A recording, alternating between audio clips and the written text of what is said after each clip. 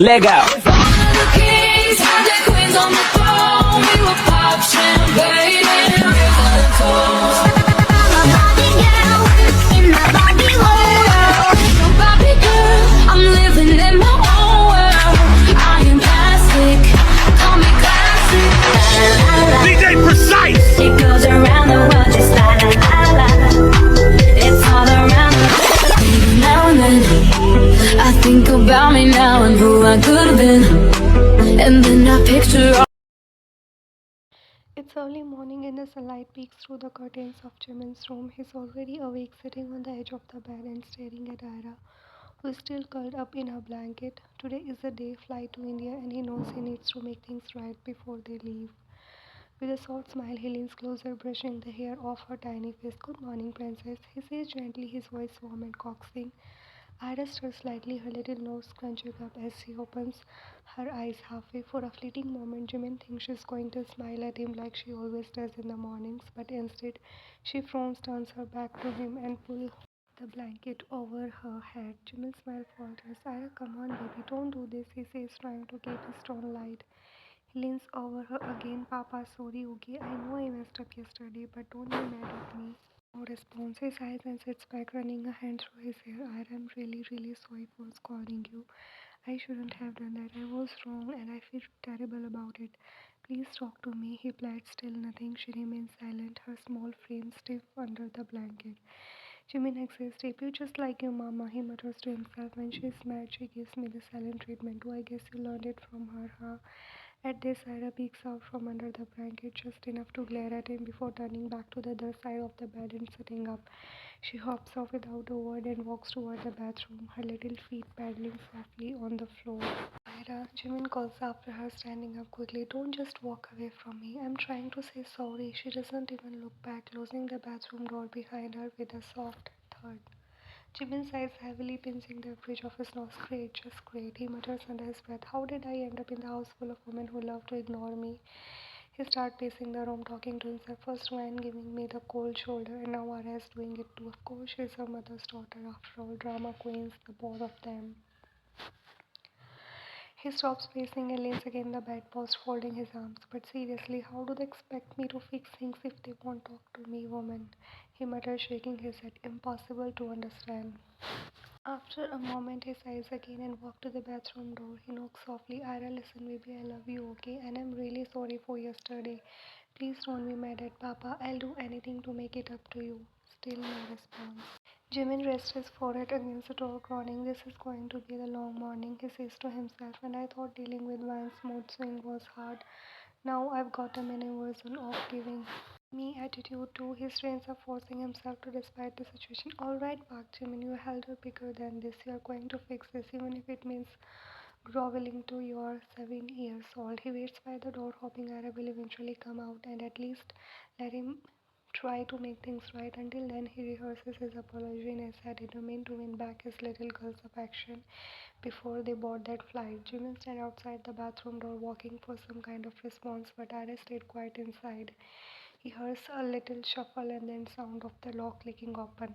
The door cracks slightly and she is his tiny princess standing there looking at the cabinet, just a little bit too high of her to reach. Nada still doesn't respond, but she keeps hopping slightly, a way of demanding without words. Jimin chuckles, shaking his head. All right, let's get this sorted." He reaches over, picks up her toothbrush, and applies a small blob of toothpaste to it, then crouching down to her level and hands it back to her with a soft smile. "There you go, princess." She grabs the toothbrush and hops onto the small step stool near the sink, turning her back to him and starting to brush without so much as a thank you. Jimin grabs his own toothbrush, leans over to sink next to her, and starts brushing as well. Between brushing, he sneaks a glance at her and clears his throat. "So, are we okay now, friends again?" Her little shoulder rise and fall in a tiny shrug, and she focuses intently on her brushing, refusing to meet his eye in the mirror. Jimin sighs and mumbles under his breath. Silent treatment at its finest. "I am raising a pro here." After a moment, he spits into the sink and rinses his mouth, then turns to her with a grin. "Guess what?" he says, his voice light and playful. She glances at him sideways, curiosity flickering in her eyes for a brief second before she resumes brushing. Jimin's leans down a bit, lowering his voice as if sharing a big secret. We are going to Mama today, to India. Isn't that exciting? He expects her to face to light up, for her to squeal and jump into his arms, but she doesn't. Ira pauses mid-brush, processing his words. Her eyes widen slightly, and there is a glimmer of excitement, but she quickly masks it, continuing to brush as if nothing happened. Jimin watches her with a raised eyebrow, amused and exasperated at the same time. Oh, come on, Ira. I know you are happy. Don't even try to hide it. But Ira finishes brushing, hops off the stool, and rinses her mouth quietly without saying a word. She walks out of the bathroom and heads straight to the room. Jimin stands there, his hands on his hips, staring at the empty doorway. He shakes his head, letting out a long sigh. Wow, just wow. She's really going to pretend she doesn't care. Leaning against the sink, he crosses his arms and laughs softly to himself. You know what? This isn't Ryan's doing. Nope, this is all me. She's like this because she's my daughter. Ryan would have forgiven me hours ago, but no, Park Ji-won doesn't let things go easily, and now I have got a mini version of myself giving me attitude. He chuckles again, though his little heart aches a little. Pushing off the sink, he decides to give Ira some space. All right, princess, he murmurs. You win this round, but I will make it up to you. You will see. Jimin steps out of the bathroom, drying his hands, and freezes when he sees Ira standing by her wardrobe, pulling clothes out one by one and tossing them onto the floor. Her tiny face is set in a look of pure determination, her lips pressed in a pout. He leans against the doorframe, folding his arms. Packing already? Ira doesn't even hide his way. She's too focused on her mission. Jimin exhales sharply, walking to the bed. He grabs a travel bag and places it on the mattress before kneeling to fold her clothes. Well, at least let me help you, Your Highness. Still no response. Okay, he says to himself, let's try harder. He holds up one of her favorite dresses, twirling it dramatically in the air. Wow, Ira, this dress is so pretty. You're going to look like the star of the show. Nothing. Jimin shakes his head, smiling despite himself. Tough crowd today, he mutters. As he continues packing, he notices Iris standing still, her hands on her hips, staring up at the top shelf of her wardrobe. Her gaze is intense, as if she is trying to summon the clothes down by her eyes. Jimin smirks, standing up. What is this? Little Ira Park has met her greatest challenge. How do you plan to reach that shelf, princess? Ira doesn't budge or even look at him. He steps closer, teasing her further. Oh, I see you waiting for Papa to save the day, aren't you? Still, she ignores him, refusing to give him the satisfaction. Jimin tilts his head and lets out a dramatic sigh. All right, fine, be stubborn, he mutters, walking toward her. He crouches slightly to meet her eye level, though she still avoids his gaze. His voice softens. Okay, little one, let's handle this together. Without waiting for a response, he scoops up in his arms, letting her high enough to reach the shelf. Go ahead, grab what you need, he says gently. Ara grabs a small stack of folded shirt and hugs them tightly to her chest. Jimin places her back on the ground and watches as she walks back to the bed. Still silent, he lets out a soft chuckle and rubs the back of his neck. Jimin, you're really something, kid. He kneels to help her pack the remaining clothes into the bag, glancing at her from time to time. She doesn't smile, doesn't speak, just keep working with that little pout of hers. Finally, he sits back on his heels and sighs. This is it, Park Jimin. This is your karma. This is little Park Jimin. Now you know how your wife feels when you act like this. Face it and learn. He runs a hand through his hair, shaking his head. I don't know how she does it. But even with the frustration, there is a soft smile on his lips because, stubborn or not, this little girl is undeniably his. Time skip. Next day, the plane hums softly as it cuts through the sky, and Park Jimin leans back in his seat, Yara curled up next to him with her headphones on. Her tiny hands clutch her favorite stuffed toy, and Jimin smiles faintly, brushing a strand of hair off her face. He unlocks his phone, trying out a quick message to your father. Appa, we are on a flight and we will land soon. Please arrange a transport from the airport to home. Thank you. After hitting send, he scrolls to your sister's contact and sends another message. We are coming home. Don't tell why and let it be a surprise. Back at home, your father steps into the kitchen holding a water bottle he just grabbed from the fridge. Taking a sip, he leans against the counter watching you and your mother prepare dinner. The smell of spices and sorted vegetables fills the air, baking into the pot you are stirring. He casually comments, today's dinner should be special, don't you think? Naan, paneer, maybe some kheer or halwa, something very nice. Your mother turns around, waving her spatula at him. You're gaining weight. Just eat whatever's being cooked and stop complaining. You giggle at their playful banter, shaking your head. You stir the curry. Unbothered, your father grins. I'll eat roti and sabji, no problem. But what about your son-in-law? He's coming home. Are you going to serve him the same? Your mother narrows her eyes at him. Ayush is coming.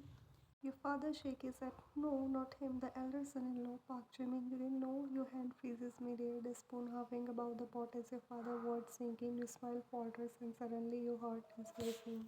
Why, and you didn't know? Your father repeats, his tone light but curious as he looks at you. You glance at him, your eyes wide and unsure, your heart pounding. Before you can see anything, your mother stops him. Maybe he didn't tell her because he wanted to surprise her, she says quickly, giving your father a pointed look. And you have ruined it. Grabbing his arm, she pulls him toward the door. Come on, leave the kitchen. Let us finish cooking. Your father grumbles but follows her out, leaving you alone. The moment they are gone, you place a hand over your chest, feeling the erratic thud of your heart. It is silly, you think, to feel this nervous is your husband you have seen him countless times. But right now, the thought of Jimin coming your home feels different. It is like you are a teenager again, waiting for your first love to visit you. Butterflies flutter wildly in your stomach and your cheeks flush. You try to study your breath, telling yourself it is no big deal, but the warmth spreading through you doesn't subside. It feels almost new, as if Jimin isn't just your husband, but someone coming to win your heart all over again. The mere thought sends a shy smile to your lips, and for a moment you wonder if that is what love feels like every single time. Grab more vegetables from the fridge and place them on the counter, focusing on preparing a feast. Your hands move swiftly, chopping, stirring, and seasoning, but despite your busy hands, your mind drifts back to Jimin. Smile softly, thinking about Ira's excitement at seeing Indian cuisine. Then the reality hits, his coming, and you are still angry at him. Why did he have to come now? You frown slightly, but as you picture him walking and looking at you with those warm, apologetic eyes, your eyes twitch into a shy smile again, and you shake your head, trying to focus. The feast is for Ira only, you remind yourself. You ask your mother almost hesitantly, Mom, let's keep this a surprise for the twins. They will be so happy to see him. Your mother looks up from a rolling dough for the rotis and nods with a knowing smile. All right, she dusts her hands on her apron and smiles at you. Well, leave this for me now. I will handle the kitchen work. You go and get ready. You blink at her. Ready for what? Your mother deals her real news has already landed. Your father gone to pick him and Ira up. Go and freshen up. Your cheeks flush deep red. You nod quickly and turn toward your room. But before you take another step, your sister bursts in with her usual confident stride.